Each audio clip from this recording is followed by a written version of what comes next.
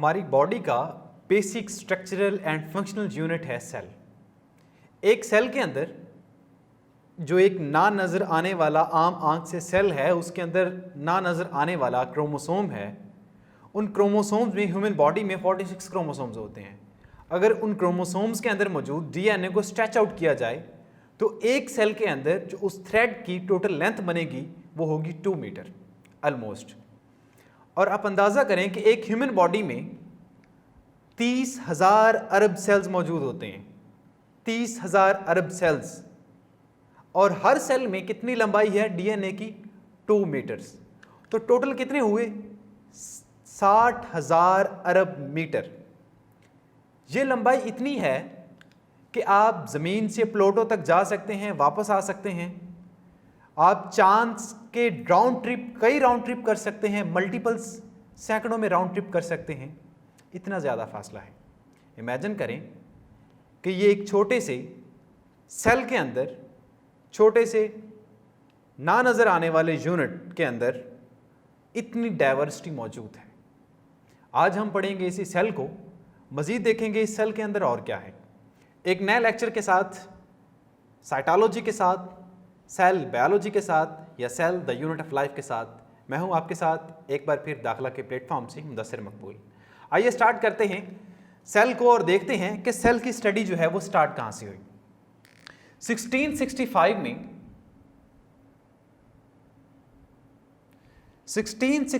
में एक scientist, biologist जो था, वो अपनी सिंपल माइक्रोस्कोप के नीचे एक बार्क को स्टडी कर रहा था। स्पेनिश ओक की बार्क में उसने कुछ अपनी माइक्रोस्कोप के नीचे इस तरह के स्ट्रक्चर देखे।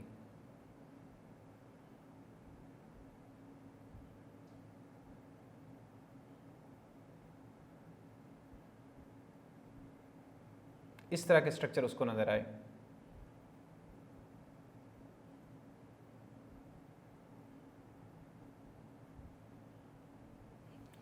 इस तरह के उसने स्ट्रक्चर देखे। उस साइंटिस्ट का नाम क्या था? आपको याद होना चाहिए। उस साइंटिस्ट का नाम क्या था? Robert Hooke. रॉबर्ट हुक ने 1665 के अंदर इस तरह के अपनी माइक्रोस्कोप के अंदर स्ट्रक्चर देखे, एक छाल के अंदर, एक दरख्त की बार्क के अंदर।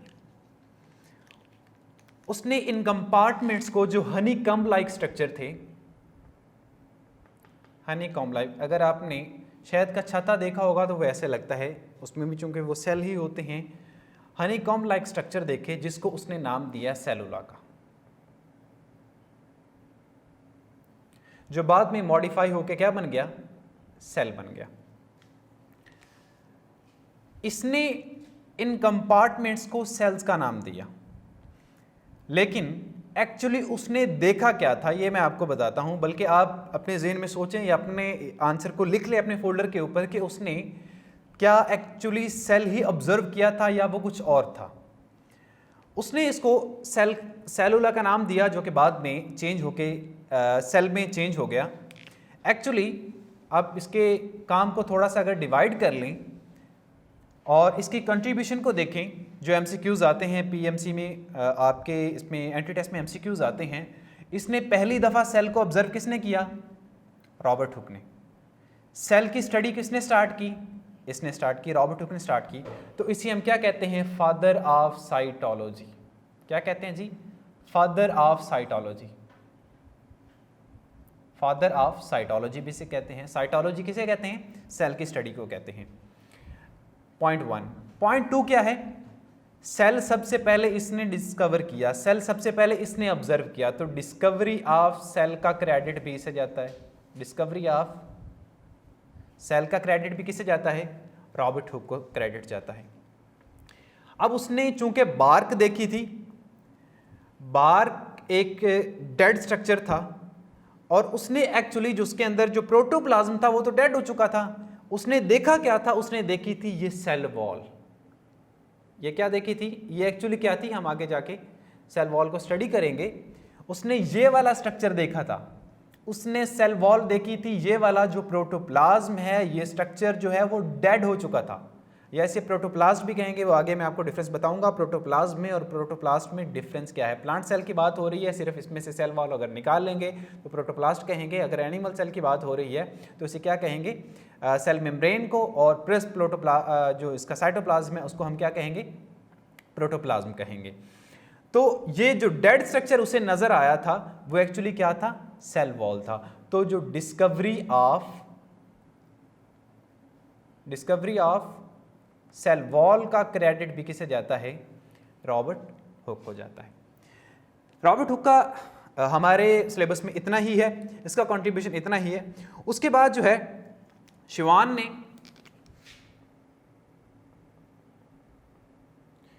ने मज़ीद इस पे वर्क किया, अपनी माइक्रोस्कोप में उसने देखा और उसने जो डिस्कवर किया वो क्या था, प्लाज्मा मेम्ब्रेन डिस्कवर की, और उसने एक और मेन डिफरेंस के बारे में बताया, वो क्या था, absence of cell wall.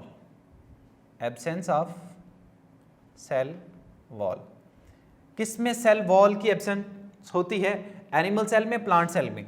Animal cell में उसने जो सेल वॉल की एब्सेंस के बारे में बताया, ये किसने काम किया, ये शिवान ने काम किया। अब इसके बाद आते हैं लीवेनहुक, एंटोनी वॉन लीवेनहुक है।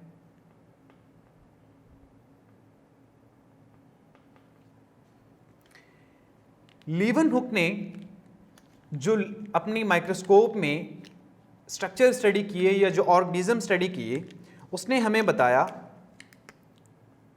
प्रोटिस्टा के बारे में, उसने अपनी माइक्रोस्कोप के नीचे प्रोटोजोआ देखे, प्रोटोजोआ को ऑब्जर्व किया, बैक्टीरिया को ऑब्जर्व किया और स्पर्म सेल को ऑब्जर्व किया, स्पर्म सेल्स को उसने ऑब्जर्व किया। अब यहाँ पे एक एमसीक्यू इंपॉर्टेंट है, उसको समझ लें, डिफरेंस समझ लें। अगर ये क्वेश्चन आ जाए कि फर्स्ट लिविंग सेल किसने डिस्कवर किया या किसने ऑब्जर्व किया, तो वो क्या होगा, लीवेनहुक आएगा। और अगर जनरल आ जाए कि पहला सेल किसने डिस्कवर किया, तो वो क्या आएगा, रॉबर्ट हुक आएगा। जो फर्स्ट लिविंग सेल है, इसने जो सेल डिस्कवर किया था वो डेड था, लेकिन जनरली पूछेंगे तो वो डेड का ही हम जिक्र करेंगे और रॉबर्ट हुक का ही जिक्र करेंगे। लेकिन अगर स्पेसिफिकली पूछेंगे कि सबसे पहले जो लिविंग सेल था उसको स्टडी किसने किया, उसको डिस्कवर किसने किया, उसको ऑब्जर्व किसने किया, तो वो क्या आएगा, लीवेनहुक आएगा। तो फर्स्ट लिविंग सेल को डिस्कवर करने का क्रेडिट किसको जाता है, लीवेनहुक को। फर्स्ट लिविंग सेल इसने डिस्कवर किया था। अब हम थोड़ी सी बात करते हैं, ये तो एक शॉर्ट सी इसकी हमने इंट्रोडक्शन लिया, ब्रीफ से हिस्ट्री ली। इसके बाद हम जाते हैं, जब सेल डिस्कवर हो चुका उसके बाद जाते हैं कि हम सेल के साइज़ के बारे में कुछ एमसीक्यूज पूछ लिए जाते हैं, सेल साइज़ के बारे में कि सबसे बड़ा सेल कौन सा है, सेल की शेप किस तरह की है, सबसे छोटा सेल कौन सा है। तो आपने बेटा याद रखना है कि जो सबसे बड़ा सेल होता है, लार्जेस्ट एनिमल सेल कौन सा होता है, लार्जेस्ट एनिमल सेल की बात करेंगे तो क्या आएगा, बोले शाबाश, एनिमल सेल कौन सा आएगा, ह्यूमन का नहीं, सबसे लार्जेस्ट एनिमल सेल किसका होता है, ऑस्ट्रिच का होता है। किसका, ऑस्ट्रिच का। एग सबसे लार्जेस्ट एनिमल सेल होता है। अगर लार्जेस्ट प्लांट सेल की बात करेंगे, तो क्या आएगा, एसिटेबुलेरिया आएगा। क्या आएगा, एसिटेबुलेरिया आएगा। ये सबसे लार्जेस्ट प्लांट सेल होता है, ठीक है। ओवरऑल पूछेंगे कि लार्जेस्ट सेल कौन सा है, तो वो फिर क्या होगा, ऑस्ट्रिच होगा। और अगर स्पेसिफिकली पूछा जाए कि सबसे बड़ा एनिमल सेल कौन सा है, वो ऑस्ट्रिच का होगा। और प्लांट सेल के बारे में पूछा जाएगा तो वो क्या होगा, वो एसिटेबुलेरिया का होगा, जो कि यूनिसेलुलर ग्रीन अलगा भी इसे कहते हैं। इसके बाद हम स्मॉलेस्ट पे आते हैं, ये लार्जेस्ट हो गया, ये लार्जेस्ट सेल हैं, लार्जेस्ट सेल्स हैं।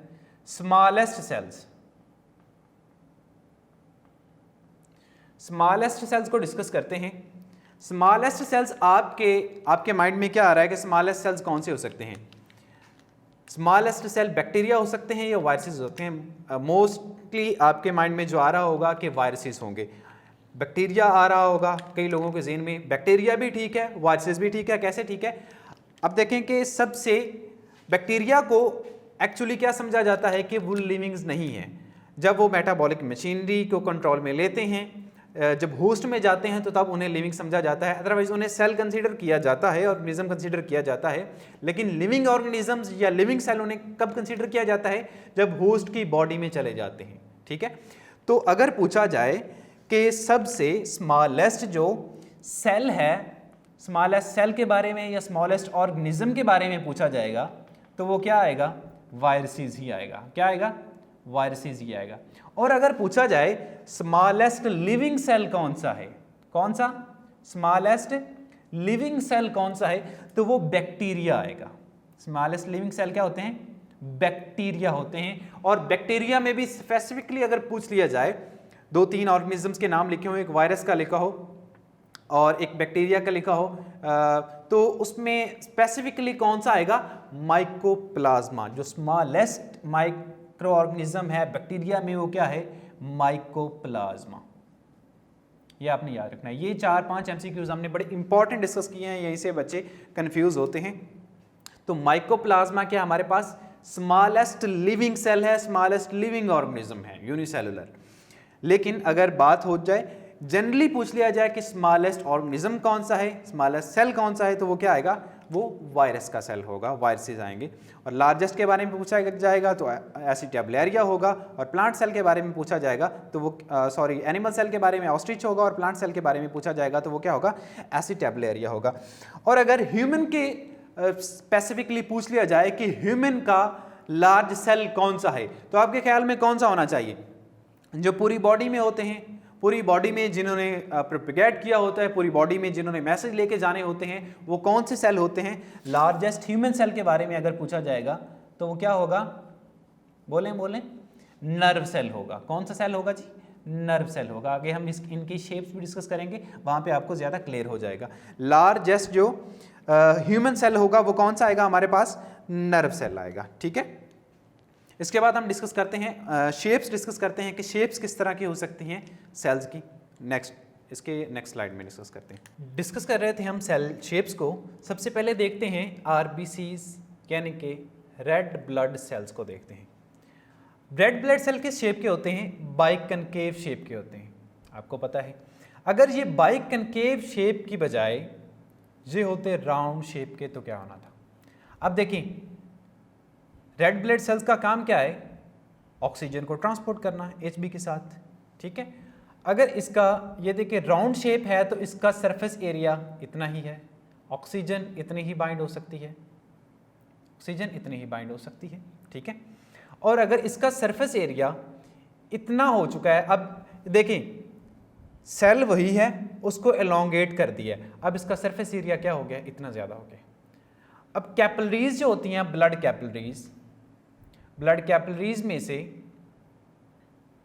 जो ब्लड गुजर रहा है, ऑक्सीजन लेके जा रहा है, उसमें से इसका पास करना ज़्यादा इजी है या इसका पास करना ज़्यादा इजी है? डेफिनेटली इसका पास करना ज़्यादा इजी है। इसका पास करना ज़्यादा इजी है, ये ज़्यादा ऑक्सीजन ट्रांसपोर्ट करेगा, ज़्यादा ऑक्सीजन को लेके जा सकता है।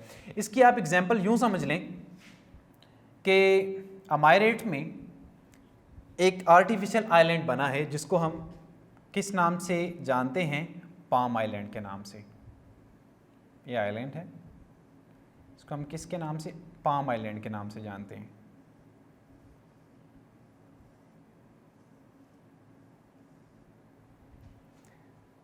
अब ये देखें, जो वहाँ पे सियाहती मकामात हैं या जो रेजिडेंशियल एरियाज़ हैं वो यहाँ भी होंगे।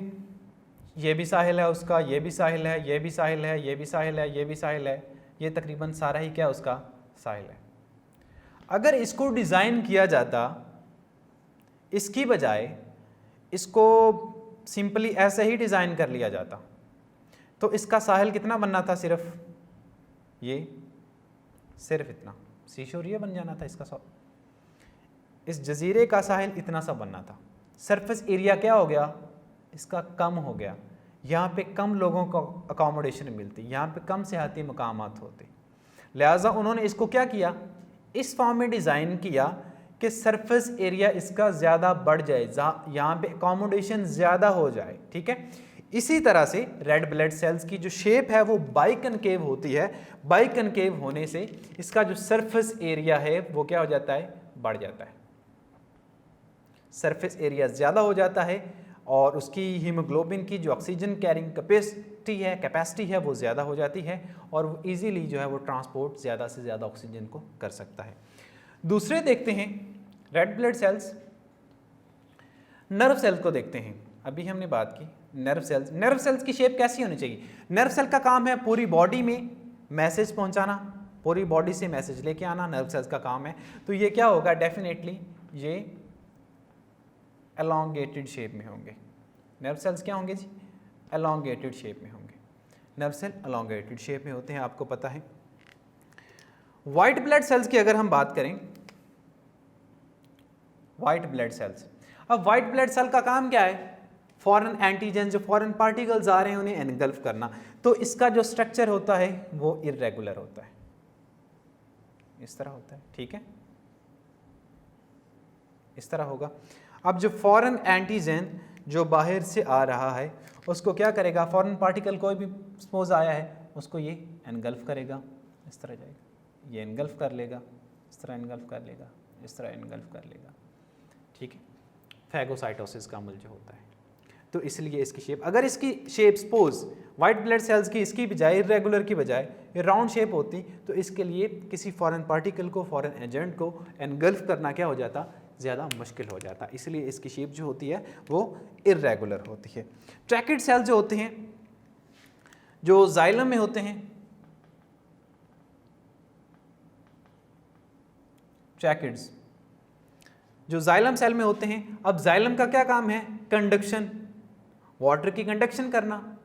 तो उन्हें क्या होना चाहिए, राउंड तो नहीं होना चाहिए, उन्हें क्या होना चाहिए, एलोंगेट होना चाहिए। तो जो जाइलम सेल्स होते हैं वो क्या होते हैं, एलोंगेटेड फॉर्म में होते हैं, लंबे होते हैं।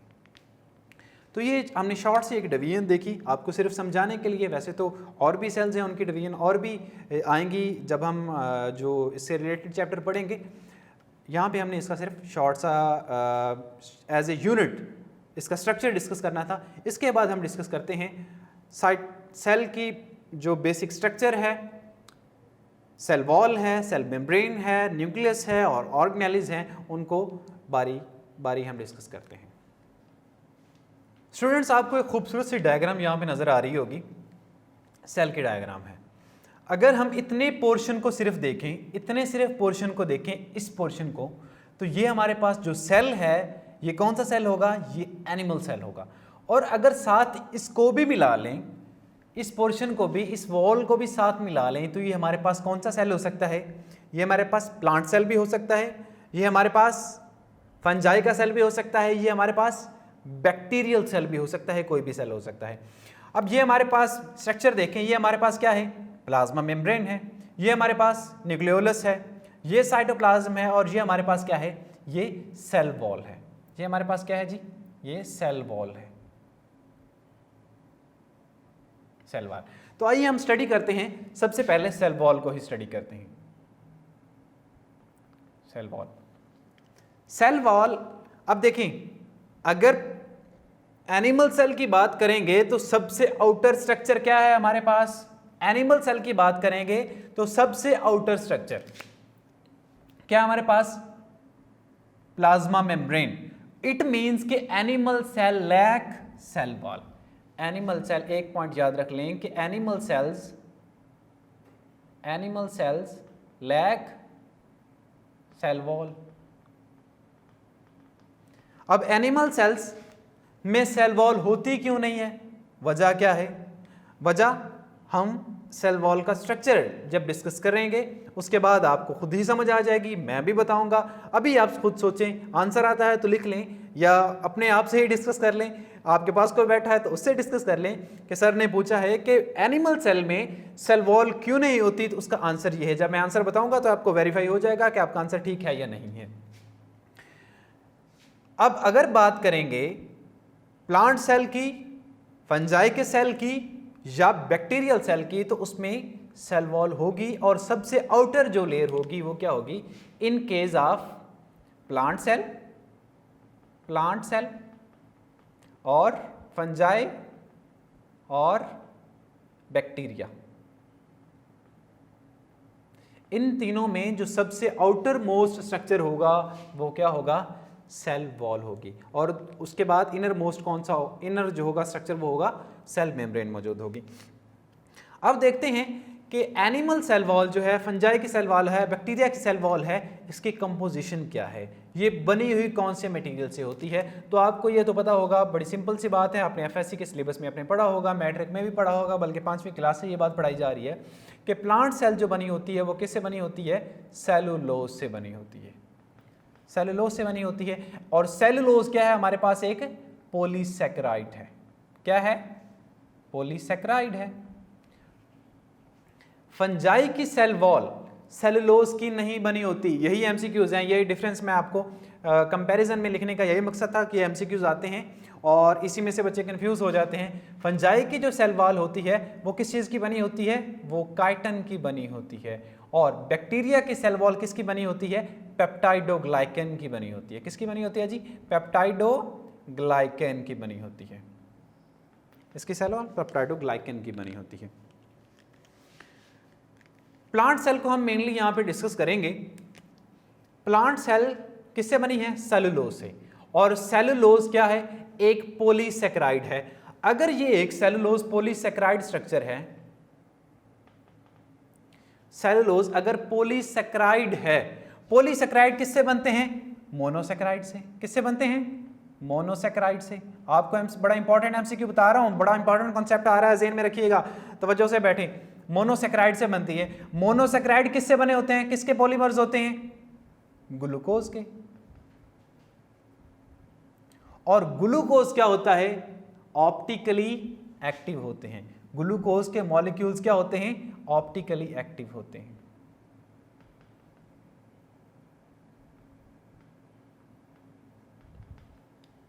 और आपको बता दूं कि जो ज्यादातर मोनोसैकेराइड होते हैं वो ऑप्टिकली एक्टिव ही होते हैं, एक्सेप्ट ट्राइओसिस के जो आपने पढ़ी है, डाईहाइड्रोक्सी एसीटोन के और ग्लिसरैल्डिहाइड के।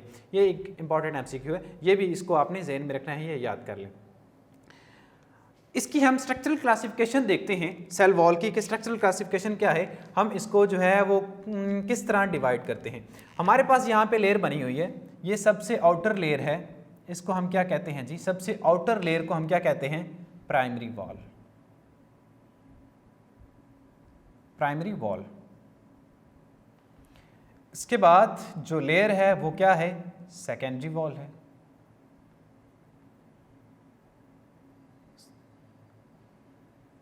दूसरी वाली लेयर क्या है, सेकेंडरी वॉल है।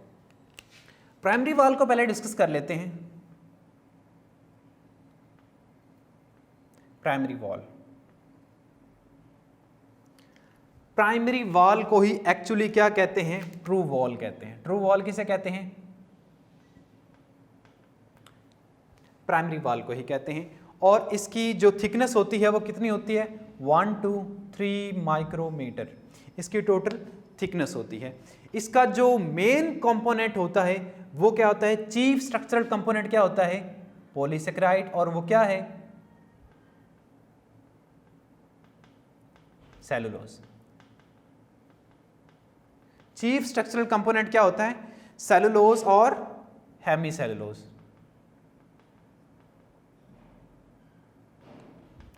हेमीसेलुलोज जो होता है वो 5 कार्बन होता है, और ये जो सेलुलोज होता है वो हमारे पास क्या होता है, 6 कार्बन होता है, इतना ही फर्क होता है।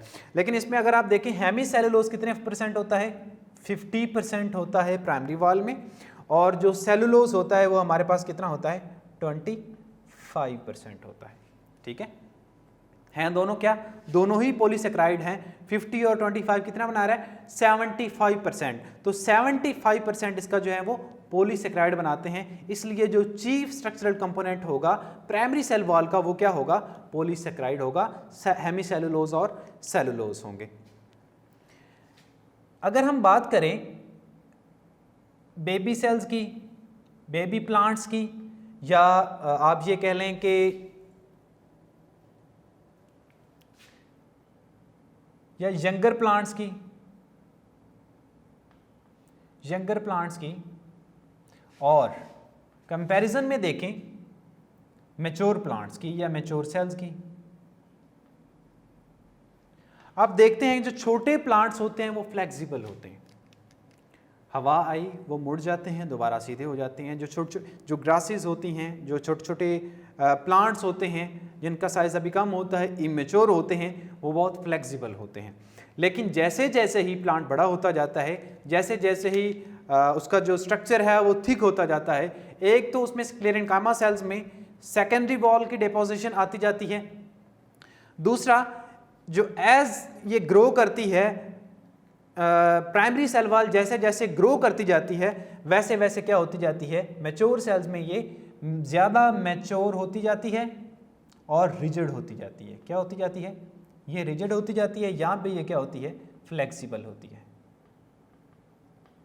यहाँ पे ये फ्लेक्सिबल होती है। ठीक है, यहाँ पे ये क्या होती है? थिन एंड इलास्टिक होती है, थिन एंड इलास्टिक होती है। और यहाँ पे क्या होती है? ये थिक एंड रिजिड होती है। तो बेबी प्लांट्स में, ये यंगर प्लांट्स में, और ट्रीज़ में या मैच्योर प्लांट्स में, मैच्योर सेल्स में ये थोड़ा सा इसका जो डिफरेंस होता है।